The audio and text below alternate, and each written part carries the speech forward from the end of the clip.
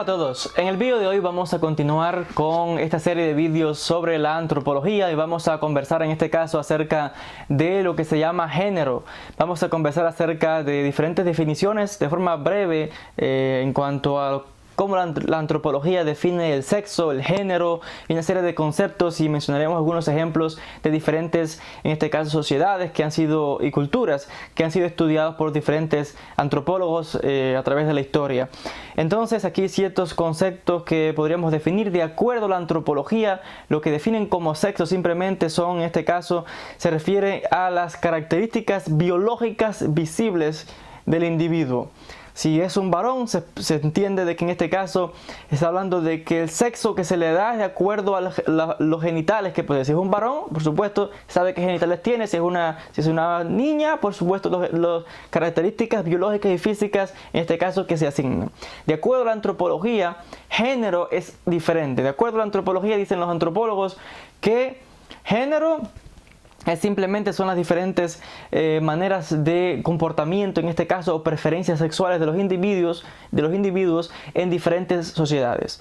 Y a este respecto son categorías que podrían caer dentro de lo que sería masculino o femenino, pero de acuerdo, otra vez, podría ser algo totalmente diferente de lo que se considera como sexo, en este caso, de acuerdo a los antropólogos. A este respecto, podemos hablar en este caso de diferentes características sexuales, como normalmente podrían ser, por ejemplo, la diferencia que puede haber entre un chico y una chica en cuanto a la altura, a la fortaleza, a los músculos, por ejemplo, el tono de la voz, que son diferentes, y todo esto, la distribución, por ejemplo, del vello facial o en el cuerpo, etcétera, son características que nos muestran claramente, en este caso, son características sexuales especiales tanto del hombre como de la mujer, y son factores importantes que son estudiados en este caso por los antropólogos. En este sentido podríamos decir que las diferentes, en este caso, roles que se asignan, en este caso las definiciones de género, varían de lugar a lugar, de país a país. Y, por ejemplo, podemos hablar de diferentes comunidades. Una antropóloga muy famosa llamada Margaret Mead estudió, por ejemplo, diferentes en este caso, los roles que se asignan a los diferentes géneros en Papúa Nueva Guinea, donde encontró que habían diferentes tribus donde, en este caso, los que dominaban eran, por ejemplo, los hombres, y habían tribus donde dominaban las mujeres, por ejemplo, y se hablaban diferentes características en este caso, y que cada cual tenía que cumplir con su función, en este caso, su género, específicamente una forma de comportamiento, de patrón, en este caso, de conducta en estas diferentes tribus. También podemos hablar de lo que se llama la construcción del género. ¿A qué me refiero con esto? ¿O a qué se refieren los antropólogos con la construcción de género? Es el hecho de que cuando los niños nacen, inmediatamente en la cultura donde ha nacido, en este caso se le enseña a comportarse de la manera de acuerdo a su sexo. Si es un bebé varón, pues tiene que comportarse con características de un varoncito y mostrar su masculinidad, etc. Y si es una niña, igual, se le enseña a comportarse de acuerdo a las características que, de acuerdo a esa sociedad específica, se espera de que una niña, en este caso una mujer, se comporte de tal manera. Y entonces estos son realmente experiencias donde los niños tienen una noción de lo que es género de acuerdo a la opinión de sus propios padres, que en este caso son los que enseñan al muchacho. Por tanto, en muchos casos viene a mostrar que estas características de género están reforzadas de acuerdo específicamente a las normas culturales de donde nacen, en este caso, los niños, etcétera, etcétera. Por ejemplo, en los Estados Unidos se acostumbra de que, por supuesto, hay características especiales o maneras en que se asigna diferencias específicas en el caso de los niños y las niñas. Por ejemplo, en las escuelas hay cierta segregación donde a la hora de practicar ciertos deportes, los niños practican ciertos deportes separados y las niñas practican ciertos deportes. Hay deportes que son considerados deportes de varones, donde son quizás deportes que se ven para hombres, o deportes varoniles o fuertes, etcétera, y se espera de que una niña no participe de ellos y que la niña, pues, por ejemplo, practique cierta actividad o ciertos deportes que se considere, o como por ejemplo gimnasia o algo así, que son deportes como normalmente la sociedad los relaciona con deportes, en este caso para el sexo femenino. Un ejemplo, para poner solamente un ejemplo en este caso. Y entonces se espera de que, por ejemplo, un varón, mencioné, que actúe de diferente manera, que juegue con determinados juguetes o que practique determinado deporte, en este caso, porque se espera que haga determinadas cosas de acuerdo a su género, en este caso a su sexo. Y en el caso de la niña, se espera que también de acuerdo a su sexo y su género que se le ha enseñado, pues se comporte de tal manera y que haga ciertas cosas, pero otras que están prohibidas para ella porque son cosas de varones, etcétera, etcétera. Entonces vemos aquí como los antropólogos son capaces de ir desmontando en bloques los diferentes patrones de comportamiento y de enseñanza en las diferentes sociedades para poder analizar en profundidad cómo funciona una sociedad, cómo funciona una cultura y cómo en este caso se enseñan y se pone énfasis en el género, en este caso de los niños.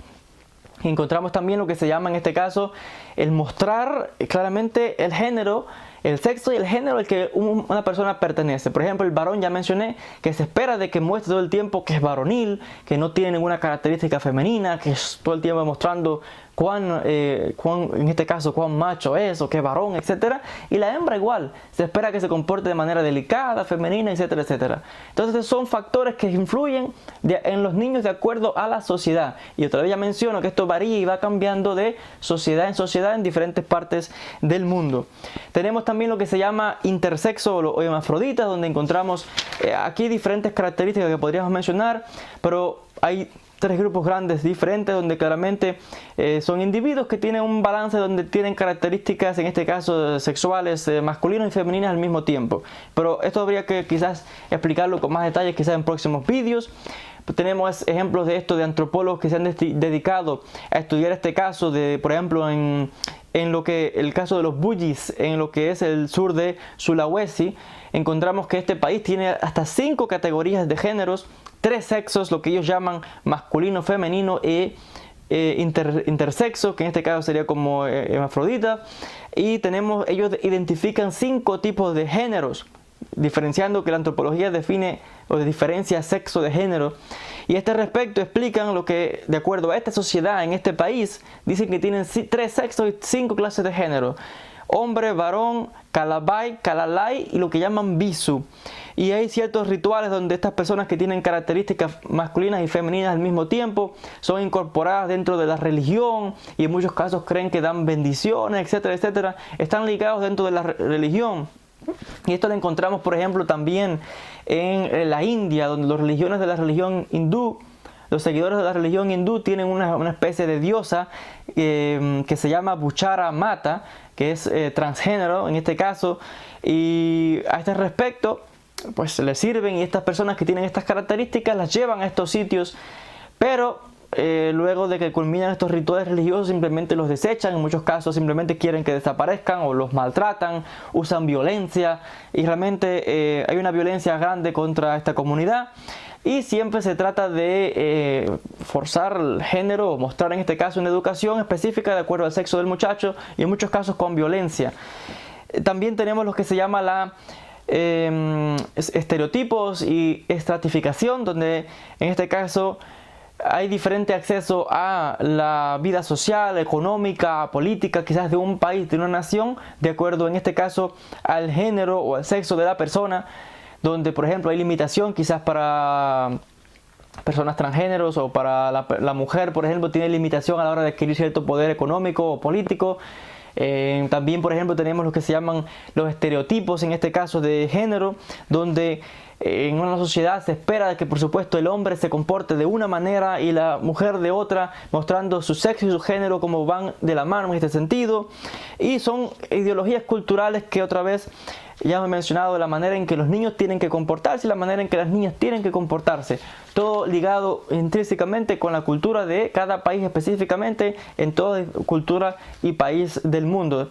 Y que esto varía y va cambiando específicamente. Y hemos explicado que esto de hay diferente distribución que no es equitativa, porque el poder y el acceso a los recursos, a las oportunidades, está de acuerdo en este caso al género de la persona, donde puede haber en este caso discriminación o se le prohíbe, etcétera, etcétera. Entonces, básicamente, estos son algunos de los conceptos básicos y fundamentales en este respecto. Aquí muchísimo más que hablar. Quizás de otros temas podríamos continuar en otros vídeos. Hasta aquí el vídeo de hoy. En el próximo vídeo vamos a conversar acerca de aspectos relacionados con la familia y cómo la antropología asigna diferentes categorías dentro de la familia, etcétera, etcétera. Hasta aquí el video de hoy. Otra vez, gracias por la atención y nos veremos en un próximo encuentro.